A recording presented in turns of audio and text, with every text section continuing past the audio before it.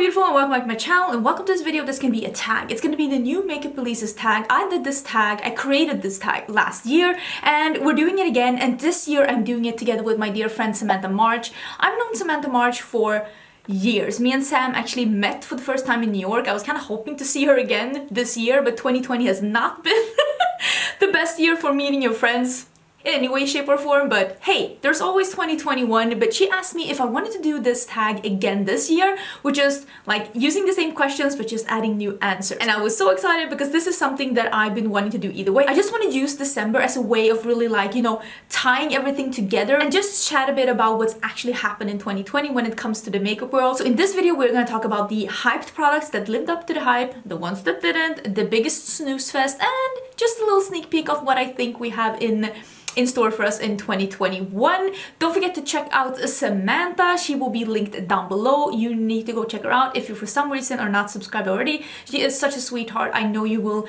like her content if you like my content. And if you haven't been here before, hello, welcome. My name is Angie. I'm a lover of fashion and makeup, especially colorful makeup.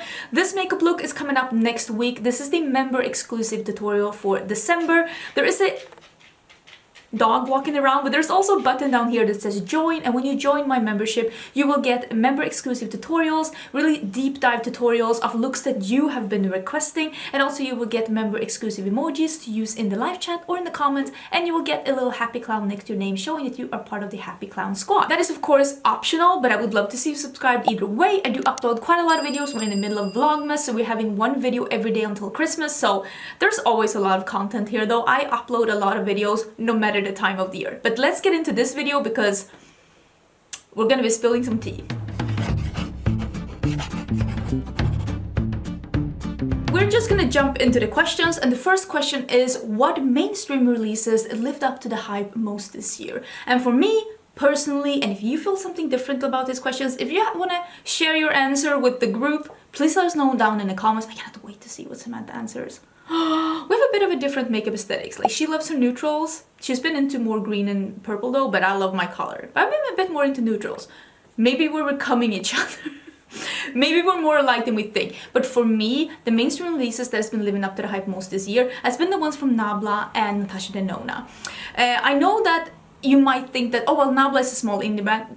Nabla is an indie brand, but so is Natasha Denona. It's also an indie brand, but I mean, Nabla is available at Ulta, at Beauty Bay, at Sephora in some countries in Europe. This is not a small brand, but I will say they have had consistently good releases this year, and even though I haven't tried all of the things from Natasha Denona that she has released this year, the things that I have tried, I've liked all of it. And with Nabla, I mean, I don't know if they've had like a bust for me ever. There are some things that are like not my favorite, but I don't think that they're like bad. And I feel like both of these brands in 2020 really has established themselves as brands that are consistently good. Like, you can trust on them to make a good release.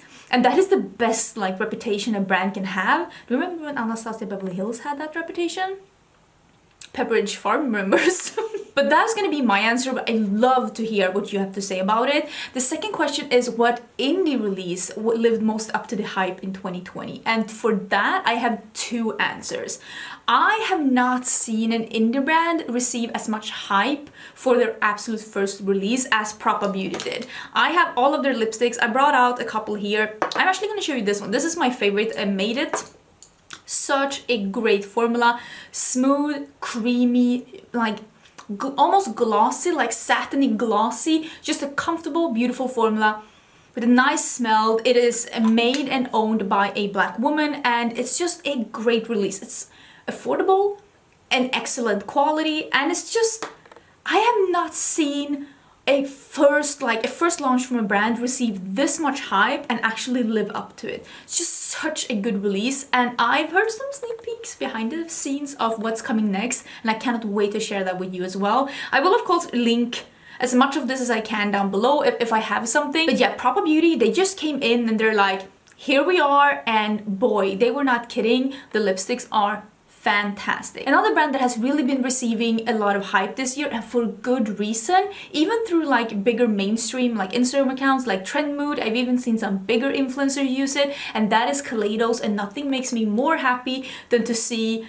I think my favorite brand, receive much of the hype that they deserve. And they did not come to disappoint. They've had some really solid releases this year, and they've also established themselves as a brand that you can trust them to release good quality stuff. And I cannot wait to see what's coming next. They always have the best ideas, the best packaging, and the amazing quality, and I'm so excited to see more people giving them the hype that they deserve. And even though, you know, sometimes when a lot of brands, when they get a lot of hype, they kind of crack under the pressure, but neither Proper or Kaleidos did. They came to win. The next one is which release did not live up to the hype. And this is personal preference for me. I know a lot of people are going to disagree, but this is just how I feel. I love the old pressed pigment formula from Colored Rain. One of the best colored eyeshadows out there. But they reformulated to go vegan, which is of course totally fine, but they changed the formula for the not better, but actually for the worse. So I had high expectation when Juicy Boost was being released, and I think a lot of, like, this was a hyped up release. People were excited to see another palette from Colored Rain. They were excited to see another colorful palette from Colored Rain, but I don't really like the quality of that palette. It's workable. I've used it 3 times now, but I just can't stop thinking about how much I loved their old pressed pigment formula and how much I don't feel the same about this new one. So for me, that was one of the things that was really hyped up, at least in my corner of the beauty community, and it just did not live up to it at all. Another thing that I feel was really hyped up, and I don't even remember, this could have been late 2019 to be honest, but I feel like a brand that just cannot seem to catch a break is Haus Labs. It's Lady Gaga. This should be amazing, but it just cannot live up to the hype of Lady Gaga. The Lady Gaga commercial for the new Valentino fragrance is better than anything she's ever done with her own brand. Isn't that sad?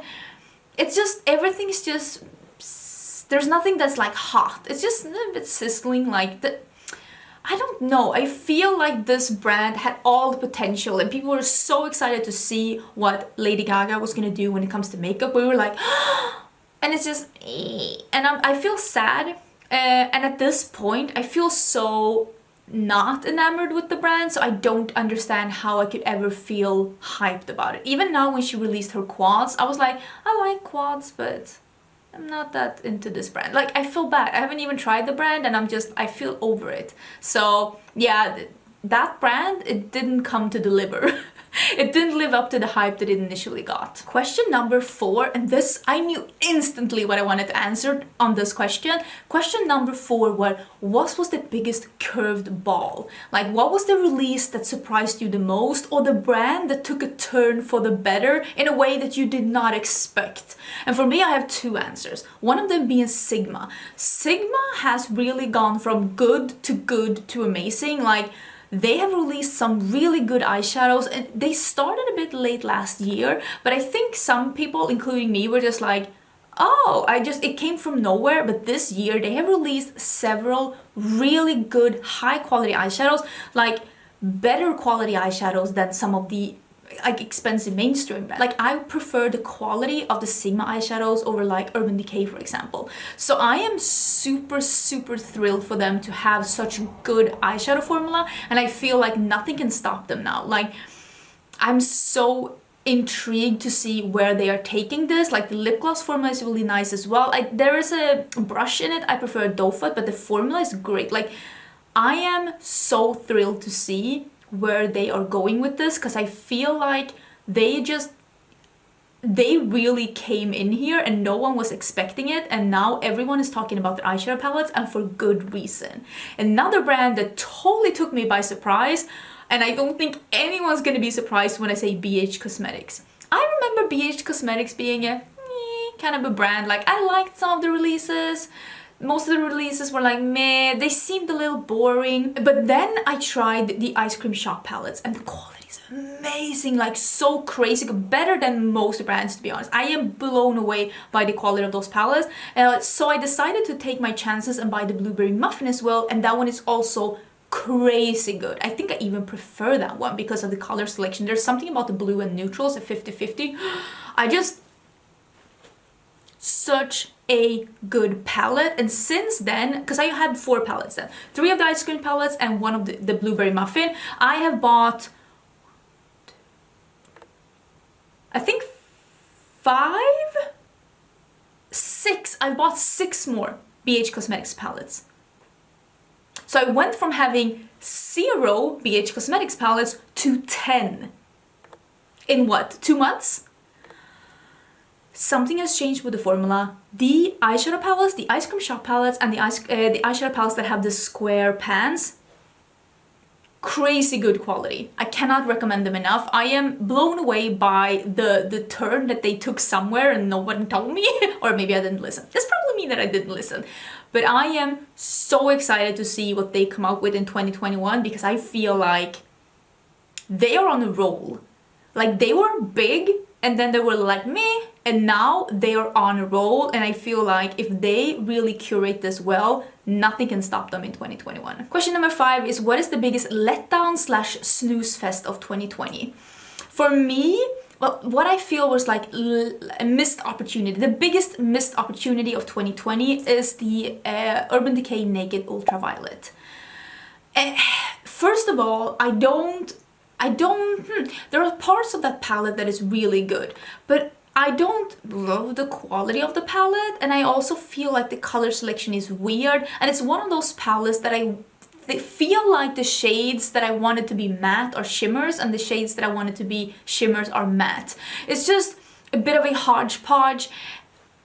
Most people love more than 2 neutrals in a palette. I'm just gonna put it at that. I was able to make a pretty look, but I just feel like that is one of the biggest letdowns of 2020. And I think the biggest reason for me feeling like that is that this could have been such a cool palette. Imagine them instead making it like the blueberry muffin, but with purples. Half neutral, plummy, half purples, a way for you to make it dramatic or light, purple or neutral or both. Why didn't they do that? This palette is limiting, according to me, and I don't think the quality is there, and it's too expensive for what it is. So for me, that is one of the biggest like missed opportunities of this year. Remember last year I said that BH Cosmetics Zodiac palettes were the biggest snooze fest, like missed opportunity. Oh, how the turntables. The other thing that I want to mention as the biggest letdown of this year is how Colourpop is not editing themselves at all. I even wrote Colourpop duping themselves, because they are at this point. There are too many similar items from Colourpop. Like how many? I don't mind a brand releasing 1 thing every month or even 2 things every month. If it's a big brand, like I don't mind that, but Colourpop releases like 100 products a month, and a lot of them are so similar to what they already have in the brand, or for things that they for mysterious reasons have discontinued and then just released again in a new name.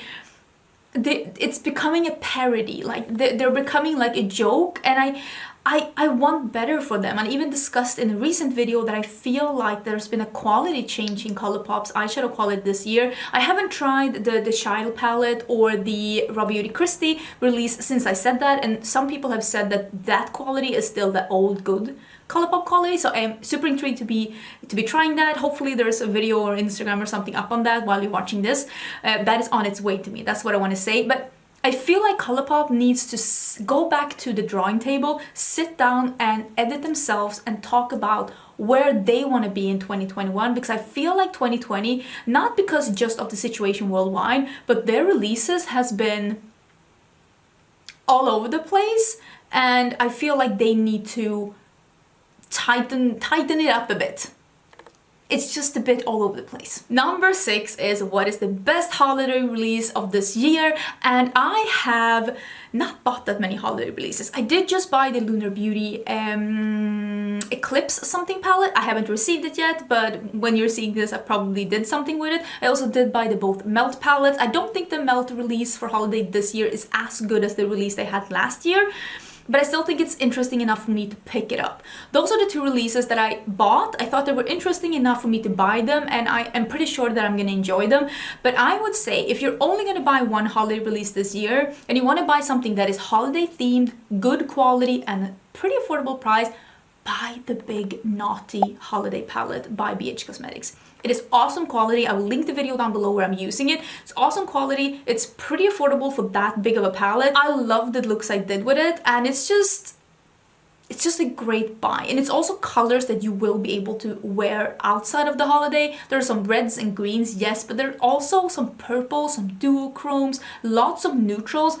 I really think that you would enjoy that palette after the holiday as well. I mean, I know I will, and I'm not sad about it at all.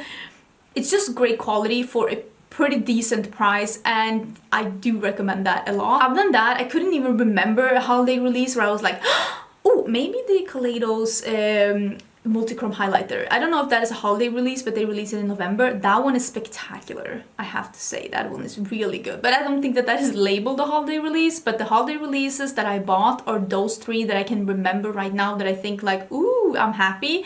The Juvia's Place holiday release is also good. It's affordable, but I would recommend the BH Cosmetics over the Juvia's Place one because you have more options with that one. But if you want a smaller palette, go for the Juvia's Place holiday release. It's two solid good palettes, and the lip products in those sets are amazing. So maybe I should mention the Juvia's Place as well. Depends on what kind of color scheme you want to go for, because I do recommend the Juvia's Place ones as well. They're really nice, and the lip products in the sets are really, really nice. This is Angie from the future. Hello kids. Samantha and I decided to add another question, and I kind of knew that this was going to happen, but I still filmed it anyways, and I was like, if we add a question, I'll just come back and I'll just add it in. So here I am, Angie from the future, adding in the question, and that is the best collab of 2020. And here's the thing, as soon as Samantha said like, why don't we do best collab of 2020, I was thinking, I haven't tried that many collabs, and that is true. I feel like Samantha did a collab. Like, first of all, I want to mention Samantha's collab with Ofra, even though I didn't try it. I was gonna go to Samantha's launch party with Ofra Cosmetics in Miami, and that got canceled because of COVID. Shit happens. Hopefully I'll see her in the future. Hopefully I will see her in the Samantha, I will see you in the future. Like, there's no hopefully in that. But they were gonna send me the PR box, and it was like when the whole world like just collapsed. So I never received my PR box, and then the collection was available at Beauty Bay, so you can buy it at Beauty Bay, but Beauty Bay does not ship Ofra to Sweden. So I never was able to get her collection, but I will. It is on my list of things that I need to get my hands on. I need to get the Samantha Ofra collection, and I'm so proud of her. I want to try it. So I feel bad when we're doing this question, and I haven't even tried your collab, Samantha. I'm sorry.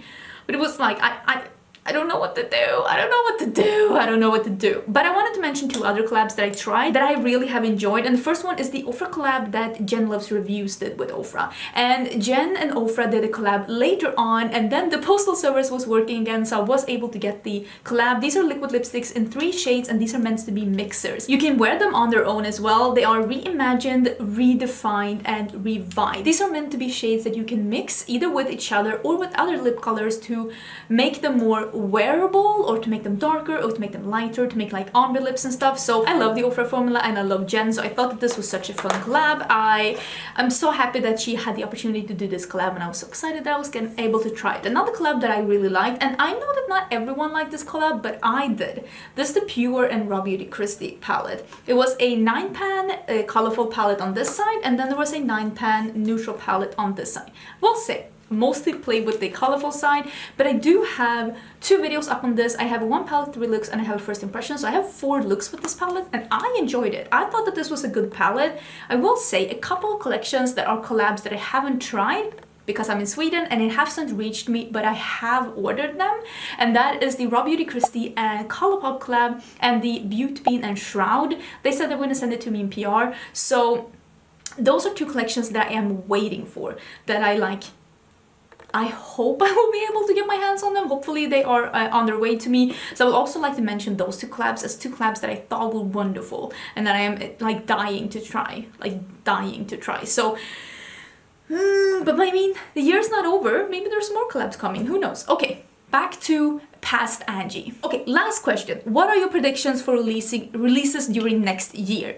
Here's the thing, I always do a full video with predictions for next year. So when I included this question in this tag video, it's because I want to hear other people's predictions. I'm gonna do a full video of my predictions for 2021, and I'm having that live next week if everything goes as planned. So next week I'm gonna have a full video, but I'm gonna give you a sneak peek of one of the things that I'm gonna mention in that video. And I think we are heading into more of a year of more earthy neutrals, but I think it's going to be neutrals with a twist. I think that we're going to see more khaki, green, yellow, earthy kind of a palette.